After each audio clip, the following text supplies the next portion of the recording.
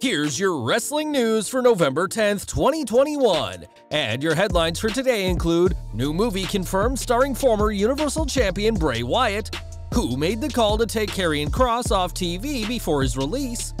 I think Ring of Honor is done.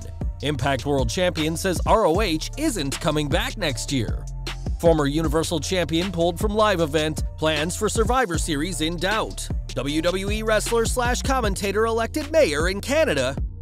Raw superstar reveals history-making plans for 2022's Royal Rumble pay-per-view, and more.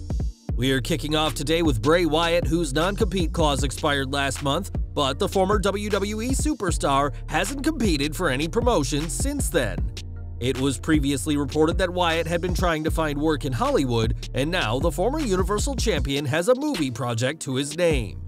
That's according to Jason Baker, who is one of the men responsible for The Fiend's mask alongside horror effects legend Tom Savini, who told the Metro newspaper that they're starting a new film project at the end of the month.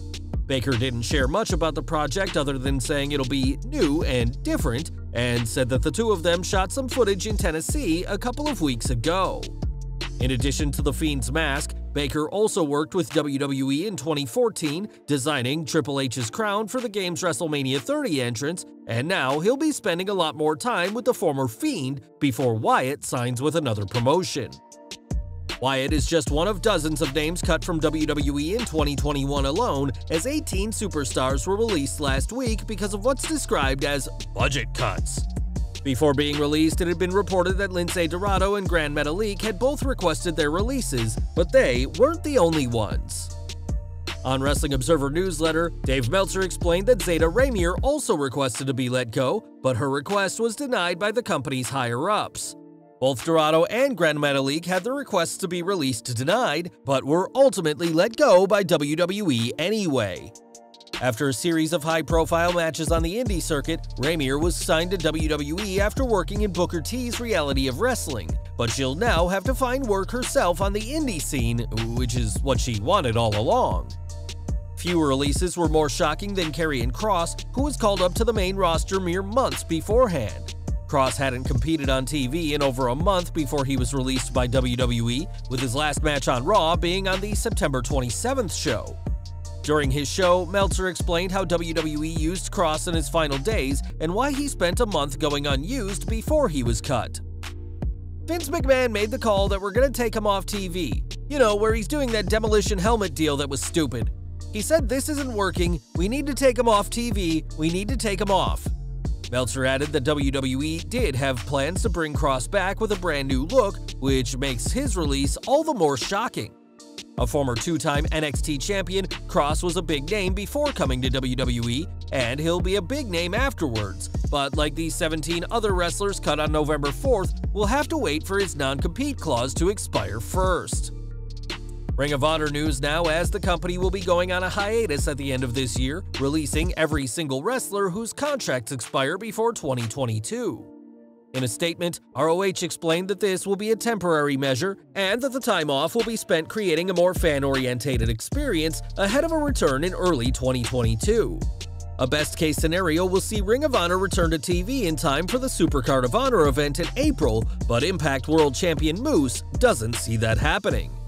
Speaking on the Juice Pro Wrestling podcast, Moose, a 2-year veteran of ROH himself, discussed the situation and didn't have any faith in Ring of Honor returning. He said, It's definitely heartbreaking that Ring of Honor is going out of business. Everyone thought Impact would be going out of business, and it's not Impact. I think Ring of Honor is done. The statement said that they were going to try and start back up. It wasn't a guarantee. When asked about ROH's roster, Moose revealed that he's already made plans and has called on Impact Executive VP Scott D'Amore to sign Jay Lethal and the Briscoes. With ROH releasing tons of wrestlers and their broadcast partner Sinclair in serious financial straits, there's a lot of work to do before April 2022, and as far as Moose is concerned, Ring of Honor is officially over. Now, this week's Raw saw the Red Brand build toward Survivor Series as well as continue the feud between WWE Champion Big E, Seth Rollins, and Kevin Owens. Turning heel for the first time in years, Owens was the biggest talking point when Raw went off the air, but the show had to make do without the most important name backstage. PW Insider reports that Vince McMahon was present before Raw took place and was busy running an extremely long production meeting. For unspecified reasons, however, McMahon left after the meeting and didn't attend the actual live Raw broadcast. With McMahon's second-in-command Bruce Pritchard also not present, the responsibility of running Raw fell to John Laurinaitis. There's no word on what kept both McMahon and Pritchard from Raw, but it must have been something important to leave the 3-hour show in the hands of WWE's head of talent relations. Raw also took place without Finn Balor, despite the fact that the Prince will be part of the Red Brand's Men's Survivor Series team later this month. We've already covered that Balor wasn't on Raw as he stayed with the SmackDown roster to finish off the recent UK tour, but that didn't go according to plan. Thanks to PW Insider, we now know that the former NXT champion was pulled at the last minute from the live event in Leeds, England. This was explained as a precautionary decision, which was in order to rest what was described as a minor issue. There's no word on what this minor issue is, but it was clearly enough to keep WWE from using him in the ring at the live event. Hopefully, Balor will be fit and healthy in time for Survivor Series, as the last thing anyone needs is for the Red Brand to have to swap out another member this close to one of their biggest pay-per-views of the year. For years, Ray Rougeau competed in the WWF alongside his brother Jacques, and after retiring from the ring, served as a French commentator for the company. Rougeau's most recent tenure with the WWE lasted from May 2017 until April this year, but he's now got a far more important job on his hands. This week, Rougeau was elected mayor of Rawdon, Quebec, earning himself 61% of the vote.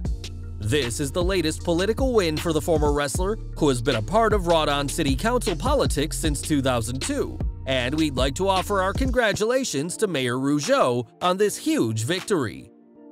AEW news now, as Eddie Kingston has become a fan favorite of the company and will have his biggest match of his career this Saturday when he faces CM Punk at Full Gear. That show will go ahead without Kingston's close friend Jon Moxley, and in the wake of Moxley's situation, Kingston has opened up about his own personal demons. In an incredible piece for the Players Tribune, the Mad King spoke about his own struggles with mental health, which continue to plague him even in AEW. "I had a panic attack right after I fought Miro at the All Out pay-per-view. My phone started blowing up with all these people telling me great job, just showing me love, and I just couldn't handle it. I got overwhelmed. My chest got tight. The walls started closing in. I started to go numb." Kingston went on to say that although he knows how to live with anxiety, he knows he's not fixed, but is proud to say that the wrestling business takes mental health far more seriously, adding, "I don't care what the old school guys in the business have to say about it. It ain't 1987 anymore." Kingston didn't pull any punches in his article for the Players Tribune and opened up about the people he's lost due to mental health problems, which can't be buried with pills or booze. The Mad King's writing touched on a lot of heavy topics, which he expressed eloquently, and it goes to show that the biggest, most important fights for wrestlers often don't happen in the ring. And we're ending today with Doudrop, who's already making big plans for January's Royal Rumble. After an impressive call-up in 2021 so far, Doudrop is already being considered a dark horse to win the Women's Rumble match, but that's not what the Raw superstar has planned. In an interview with the Metro newspaper, Doudrop said she plans on being part of the Men's Royal Rumble, following in the footsteps of Chyna, Beth Phoenix, Karma, and Nia Jax. Doudrop went on to say that she plans to be the first woman to win the men's match and is already eyeing up an intergender feud with Randy Orton over who the real Viper is. Before joining WWE, Doudrop competed as Viper Niven, but that became Piper Niven in NXT UK before she was rechristened Doudrop earlier this year. WWE has some huge decisions to make for January's Royal Rumble, and Doudrop seems an unlikely name to win the Men's Rumble match. But if Vince McMahon can win the Royal Rumble, why not the Scottish Raw superstar? Well guys, that's our news for today. Please share your comments below.